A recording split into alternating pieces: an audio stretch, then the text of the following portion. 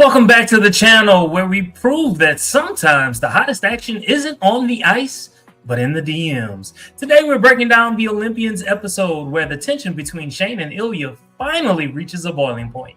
From Ilya's brutal Russian homecoming and his father's cold shoulder to that infamous 9-inch promise, we're analyzing every bit, baby, of digital foreplay and locker room longing. It's a game of high stakes, low blows, and long pole figure skating.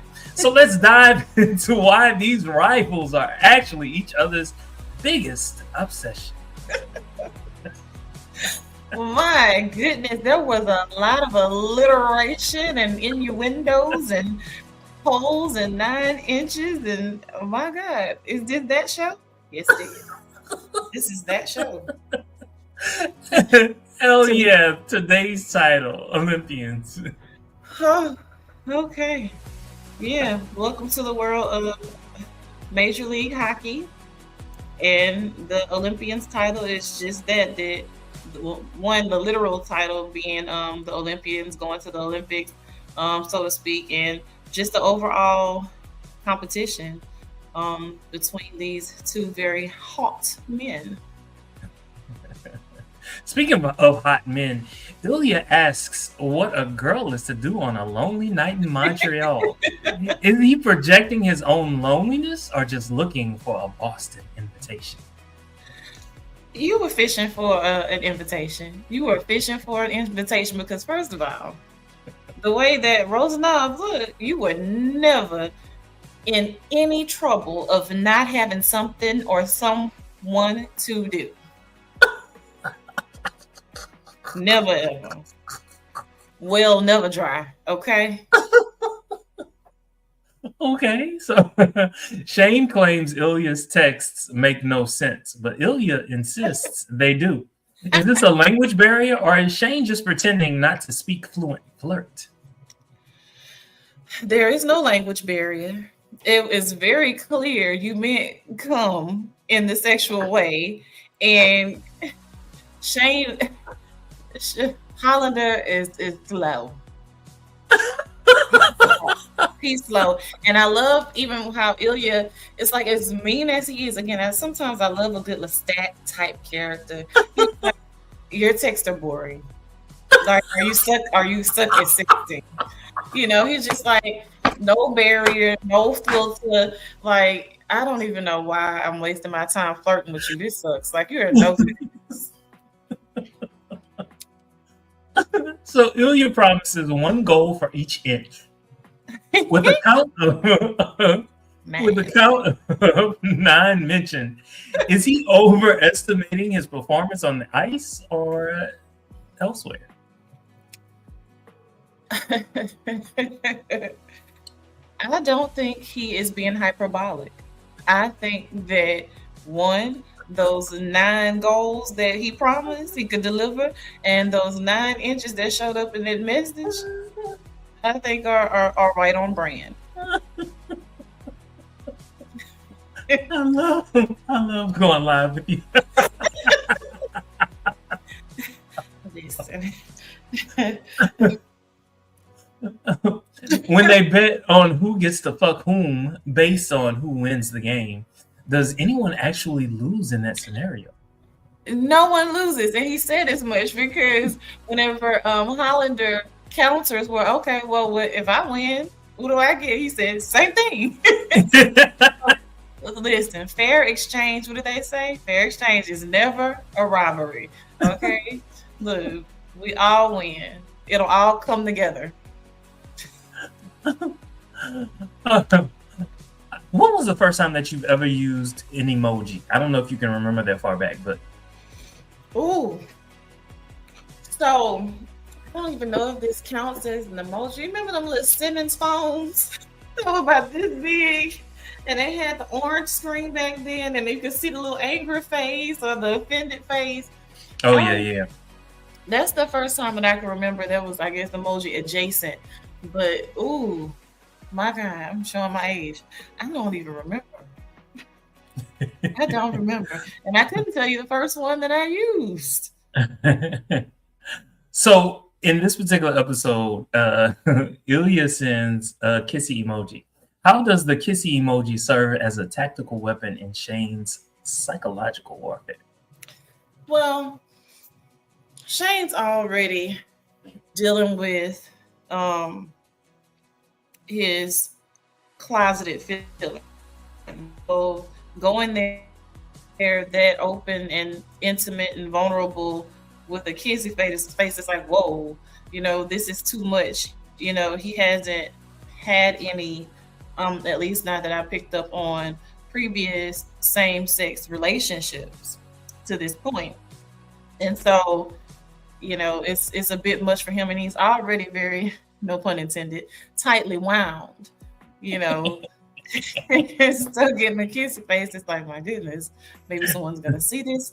I don't know how to feel about this. Is this my boyfriend now? It's a lot. I can imagine that Shane is a freaking Virgo, and you have thought about all the things. You have, the neurodivergent part aside. You got some Virgo tendencies. I mean, you have thought about all kinds of things that no one's thinking of. Well, he's close. He's a Taurus. He's still an Earth sign, so he does. Earth sign. We'll take it. We will take it. So let's switch gears just a little bit. All right. So Ilya's father says he should be ashamed after losing to Latvia. How does this paternal rejection fuel Ilya's need for scoring in America? Well, it's a tale that's old as time. You longing to please a parent that really it doesn't matter what you do, you aren't going to be successful at that. And so it's probably what gave him the drive to make it as far as he already has in the first place. And so it's just, although it's an impossible feat, he just wants to in some way earn his father's affections. They're Russian. You're not going to get affection anyway, so good luck with that.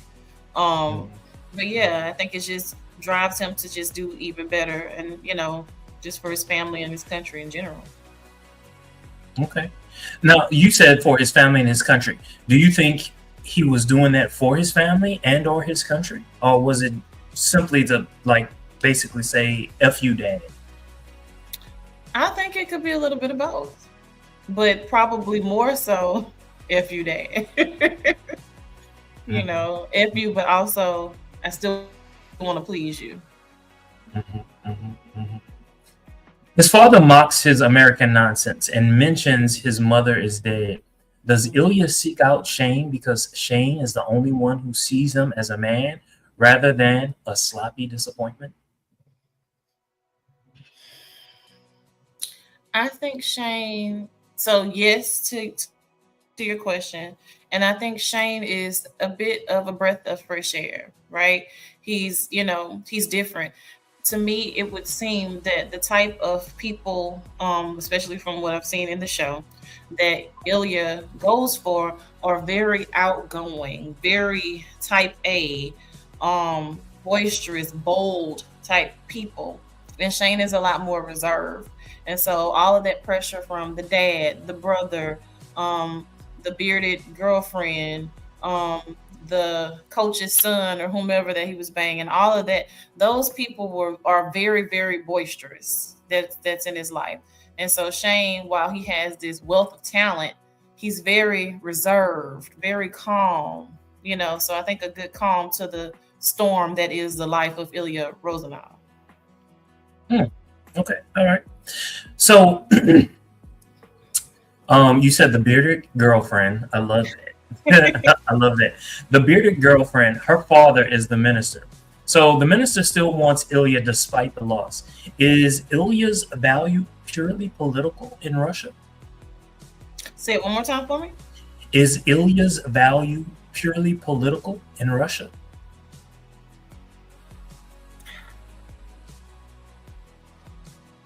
I'm going to say yes. I mean, a win for you in America is the win for Russia. It just looks good. You look good on paper. Make the entire country look good.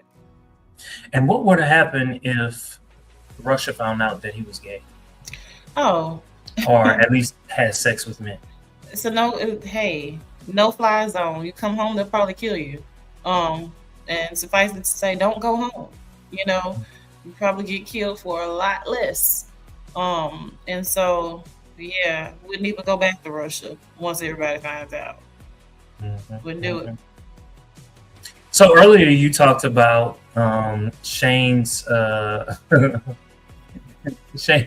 Shane's not Shane, Ilya's backstory as it relates to the friend that he had, the friend that went to New York and went to Paris, and now he was back in Russia, and he wanted to have sex with Ilya. His name is Sasha. So Sasha is snorting cocaine in a tub while Ilya is deep in thought. What does this contrast say about Ilya's isolation within his own inner circle? He has like, so how he shows up in the hockey world is a bad boy, right? And not saying that he's just this awesome guy in general, but how he shows up, his persona, so to speak, his hockey persona versus his private life, it's like, I think he's outgrown certain things. And so again, speaking to that dynamic between him and Shane, going from as much of the chaos to something more calm, something more potentially long term, something less fleeting than just a one night stand and shooting cocaine and all of that. So maturing in a sense when it comes to relationships. And I hear you, and I agree with you. But let me just add on to that. I think what he was doing was he was looking at Shane, or the possibility of Shane, and what Shane represented for him, and how he's so diametrically opposite of what he had right in front of him. And he was saying which one was better. It was kind of like which one would be best for me in this particular situation. And then he was looking at his past, Sasha, and he was just like, nah, I prefer to go forward. I prefer to go forward with Shane. But I don't even know if he was consciously aware of that. That's what I'm wrestling with. Was he consciously aware of the possibility of Shane, or was he just turning away from Sasha and what he represented? I don't know that he was consciously aware. I feel like, as much as like, again, his persona is like the bad boy and all that, I feel like he was going down the rabbit hole just as much as Shane was, because they flirted with this over a course of years, and I would have lost interest by now. I'm not gonna lie. I can barely stick to a hairstyle. So on just text alone? Right. I done forgot to text you. It done been 3 weeks. Like, dang, I can't respond now. It's against some Virgo shit. But that's why certain people I have to pin to the top. So it's just like, okay, you don't get disrespectful. Needless to say, you're pinned to the top. Speaking of being pinned, I love it. Next question. All right. Let's change gears just a little bit. So Hollander mentions hockey is complicated and nuanced. Is he talking about the game or the fact that he's thinking about Ilya while giving interviews? He's thinking about Ilya while giving interviews. I think it's the latter. Do tell. I think it's the latter, because I think as far as the nuances, like Shane is picking up on some of the vibes in the hockey world too, as far as these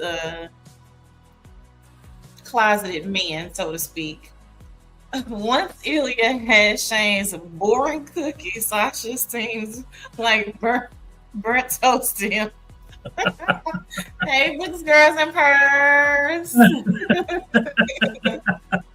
Books, girls, and purrs. Do you think of these like off the top of your head, or is this like in your back pocket and you've just been waiting to use it? I need to know.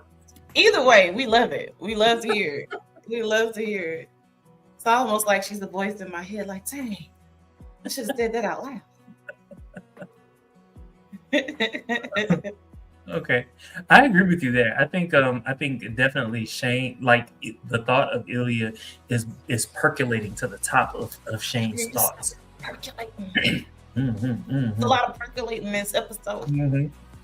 Come on, off the cuff. I love it. I love it. I love it. So someone asks if Ilya was hard before the game.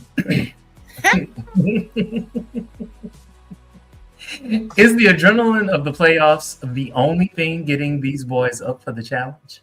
Apt, and I love it. I love a good double entendre. My God. Yes. So definitely more than that cold ass ice that was we're giving these men excitement.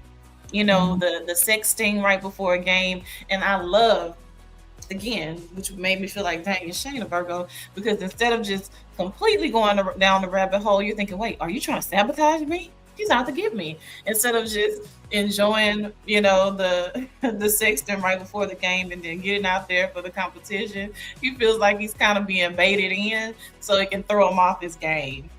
But I absolutely loved it. I'm like, oh my goodness. And then it's just something about a little secret, just doing something a little naughty that nobody else knows. We've switched the names and the phone, and when we get out there on the ice, and we're gonna give it our all. So yes, definitely hard on for the career, the love of the game, but certainly for each other and the prospect of doing something with each other after.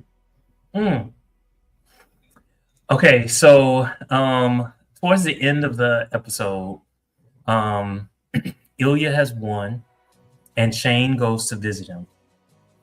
And so I have a question, but something popped into my head.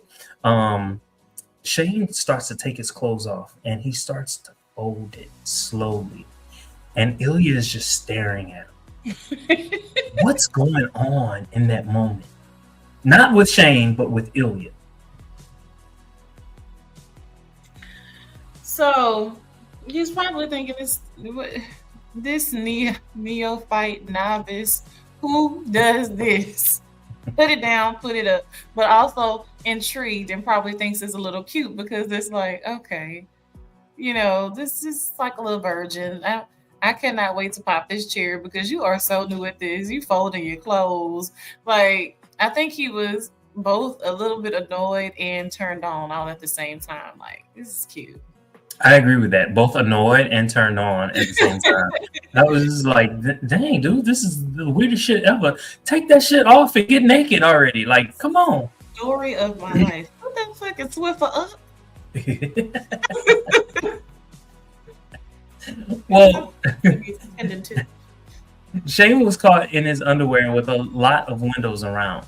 Is he a closet exhibitionist? Or does he just want a certain Russian to look at? He's too. I don't think he's a closeted exhibitionist. He is just so tightly wound. But what I do think is the rush of being with Ilya and seeing how seemingly carefree he is, and you know all the chaos that is Ilya, is making him feel more comfortable and safe to explore other things as opposed to being just, you know, tightly wound. And so, you know, definitely don't think it's a closeted exhibitionist. It's just, yeah, okay, I'm flirting with these adventures with you. And so I kind of like it. It's uncomfortable, but I like it. Okay. All right. So Ilya says, Russians do not blush. I didn't get that accent right. Yet he's accused of it. What is Shane doing to him that the Russian winter couldn't? So he says Russians do not what? Blush. That was the locker room scene. Listen, you are at this stage, puppy love, or at the very least extremely infatuated. And so this is him trying to hold on to this Russian what is it? I'm gonna say microaggression. All Russians are this, or whatever. So you're trying to hold on to that, but at the same time, hey, your chemistry isn't lying. You are indeed blushing. And And so, but whereas he's playing hockey and all of these different places, you grew up in Russia, so you can't just turn that off. So certain things is just like, no, you may enjoy sleeping with men, but don't say it out loud as far as blushing. I feel like that immediately makes me weak. And I don't like that. There's no such thing as a weak Russian. That's an oxymoron. So at the award ceremony, Shane and Ilya have to present together. And they have to take a picture together and all that other good stuff. And Ilya takes his hand and he puts it at the back of Shane's neck, and then he slowly rubs it down and feels the curve of his back until it rests on his ass. What was happening in that moment? In that moment, Shane in his head, all systems alert. You might as well be up on the USS Enterprise on Star Fleet. Beam me up, Scotty. I am scared that I'm about to be poking wood at this ceremony. At that point, I promise you, all systems go. Shane was having a meltdown in his head because he is, the more polished one. More in control of things. And Ilya literally disrupts everything that Shane Hollander is in all the best and worst ways. All the best ways, baby. All the best ways. And so for me, Shane's having a meltdown in his head, but at the same time, probably more turned on than he's ever been in his life. And Ilya is enjoying the game, like hiding in plain sight. We're in front of hundreds and hundreds of people. And it's televised, so millions. Right. And okay, with the millions being recorded. And I am willing to take a risk and do that. So I was like, oh my goodness. That to me, that was like one of the sexiest things, because again, someone as buttoned up as Shane is, to have to take him out of his comfort zone and do that to him, and he can't react. OMG. When I say cream, whole body would have just melted on the stage. Okay? In every single way. So Shane demands to know what Ilya actually wants from him. And the answer is blunt. Is this the most honest conversation they've ever had up until this point? I'm sorry. Say the question one more time. So after the award ceremony, well, not ceremony, but after the award show, Shane walks off stage and he finally goes to the restroom, and then clearly Ilya follows him. So Shane demands to know, what does Ilya want from him? Like, actually, what does he want? And the answer is blunt. Is this the most honest conversation they've ever had? To this point, I think so. And I like the fact that Shane just went there because it was driving him crazy. Like, okay, you go months, you don't respond to my text, and here we go. Now, all of a sudden, you rubbing on me in front of all of these people in the public eye. So I do think it was a very candid conversation, so to speak.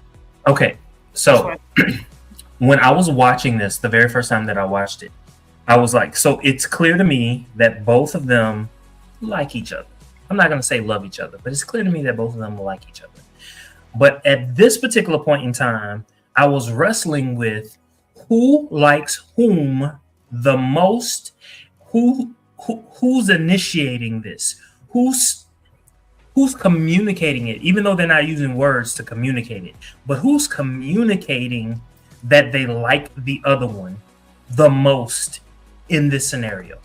I love your brain. I absolutely love your brain, because, well, I love all of you, obviously, but I love the way your brain works, because at face value, you would think that the novice, the one who's never experienced all these things, but for me, it's Ilya. Like, he's willing, like, he has all these other things, and let's be clear, he's turned some things down along the way, maybe not everything, but just the fact that he is entertaining this, almost equivalent to a virgin, really wanting to like have these just back and forth text messages before he, started doing the douchebag thing and all of that. But anyway, he is more and more, of course, as the show unfolds, allowing himself to be vulnerable and all of these things. And so, okay, like I said, after probably 2 weeks, I would have been bored and done with it. Continuing to keep this relationship, so to speak, going over a course of years. So I feel like Ilya is probably a little more, into Shane than the reverse. So that's not what I think. In my mind, Ilya sees Shane as, this is some ass that I can get whenever we're in the same city, and I'm gonna keep this alive. Whatever it is I need to do to keep this alive. I mean, we've all been there. Like we keep people in rotation because we want it when we want it, and we got to say enough to keep it. In my mind, when Shane leaves the room, the hotel room, and he's trying to think of what to send Ilya in a text message, and he's just frustrated, and he puts his head on the elevator, and he was just like, "We never even kissed." I don't want to kiss you if I don't have some feelings for you. To me, you know what I'm saying? And that resonates, that tracks. I feel that. But for me, that's typical rookie behavior. That's typical rookie behavior. I fell in love like the first. Okay. Maybe it's rookie behavior, but it is easier for a rookie to fall in love than someone who's, you know what I'm saying? Listen, whenever I got, what is it that Louis says? I was hunted. So when it happened to me, I was like, "Oh my God, I'm in trouble. I'm gonna be hiding in this bitch trash can." Like this. Oh my God, what is going on? Like, why would you hide in the trash cans when you can just ring the doorbell? And I don't know. In my mind, I gotta hide because I don't need anybody to know. It's just that Virgo crazy dumbass shit. I promise you. And this was after like a weekend. I was convinced. You gonna make me tell some secrets on this show. We're going there. I was convinced. This was after a weekend. I was gonna hide in the bushes. I was certain that we were getting married. All the things in a weekend. In a weekend, I'm just like, oh man, like I swear I would never go here again. But here we are. Okay, now we're here. Now.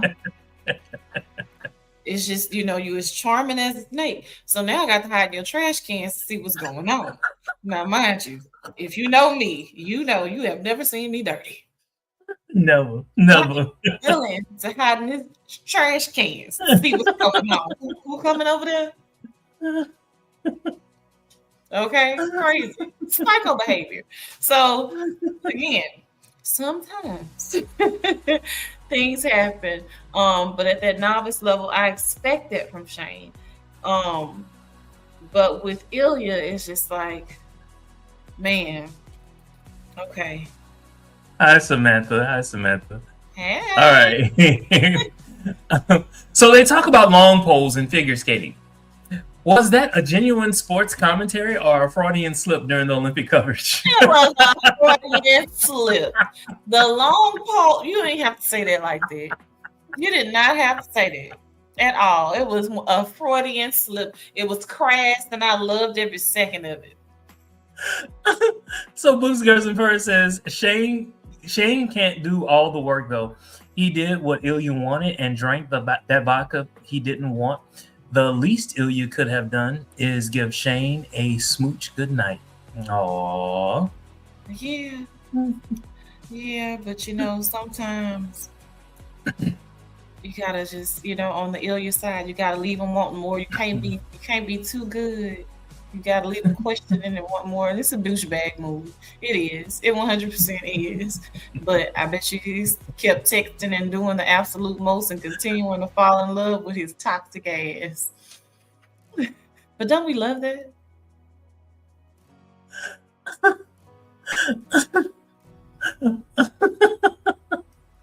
Boring. The last you called it boring, but you into Okay. Episode 2, Olympians. On a scale of Mayfair to 10, how would you rate this particular maybe episode? we should go from a Mayfair to 9.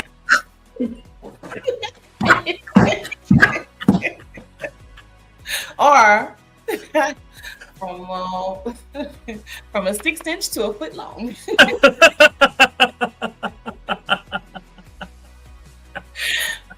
Hey, we heard those poles and inches and all that come up. Heavily on the come up. So for me, Olympians probably rates in at about maybe a 7 for me. Hi there. Maybe a 7 for me. There were a few moments, of course, I get extremely distracted, right? And so, of course, it's just part of how the show is designed. So it's not bad. But okay, from this year to this year, and then I got to read subtitles. I always have my subtitles on, but some of them are in Russian. And then trying to read the text messages and yada, yada, yada. So. Interesting. Rachel Reed said Ilya was lying about those 9 inches. Oh, how many inches were there? Don't disappoint. Don't disappoint. I'd rather go with the 9. I was about to say, leave me with the 9 iron. Leave me with the 9 iron. Even though that's golf, leave me with the 9 iron. And then let a girl dream. But yeah, somewhere around a 7. And maybe a little bit higher on the end, especially because of the initial encounters, full throttle. I did enjoy those, and enjoy watching that. But it's just some of the play out brought it down for me a little bit. And again, not bad. Would 100% watch the episode again. But the later episodes, and I'm going to save that for later, rank a bit higher for me than this one. So I say maybe around a 7. Okay, hold on, wait a minute. Come on. Look, come through. Wait. I'm going to come with the comments, but I'm going to give my rating. I'm going to give my rating. Come with the comments. I'm gonna go with an 8, and let me tell you why I'm gonna go with an 8. I loved. Okay, so once I saw episode 3, there's a scene in episode 2 that I was like, hold up, wait a minute, what's going on? This is the same scene, but these characters are doing things a little different. So I went back and I watched episode 2 again because of that one scene. And then it was like everything just started clicking. And I was just like, hold up, wait a minute. What are they doing? Why are they making us watch these totally different characters when the story is all about Shane and Ilya? What's going on? And so everything that I saw in episode 2, it was heightened for me because of what I saw in episode 3. It was heightened for you. Okay, so Darfalina says, I don't think Jacob Tierney agrees though, because that arm was going pretty far in the shower. Hey, listen. Did you hear me? I said what I said about the 9. I listened. I enjoyed it. I enjoyed every inch of it while I watched. Literally.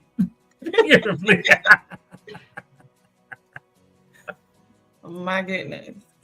Books Gerson Purr says a 7 is Ilya's 9. So is that like from the Russian conversion chart? From centimeters to inches? That's what we do. Books Gerson Purr, stop. Also, don't stop. Look, we're not gonna do Mayfair on this episode. We're gonna change it. We're gonna do inches, okay? All I right. think we're gonna confuse everybody if we do something different. The I just think it's appropriate. It is appropriate to measure our rating in inches. Y'all let us know in the comments. Do we want to? Because we know that this Mayfair thing, because yeah, I dog Mayfair so bad that Mayfair is like the lowest you can go. But as it pertains to heated rivalry, I think it is appropriate that we measure our ratings in inches. Okay. Okay. Let us know in the comments. Okay.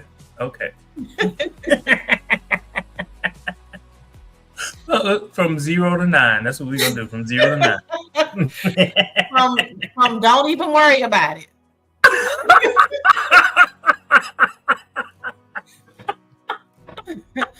From or don't ever call me.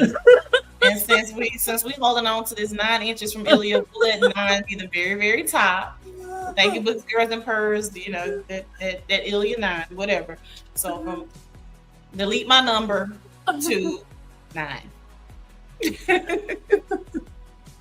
Thank you all so very much for watching. Don't forget to like, comment, subscribe, and share on all your social media. Until next time, y'all have a good 9. Live long and prosper. Live long and 9.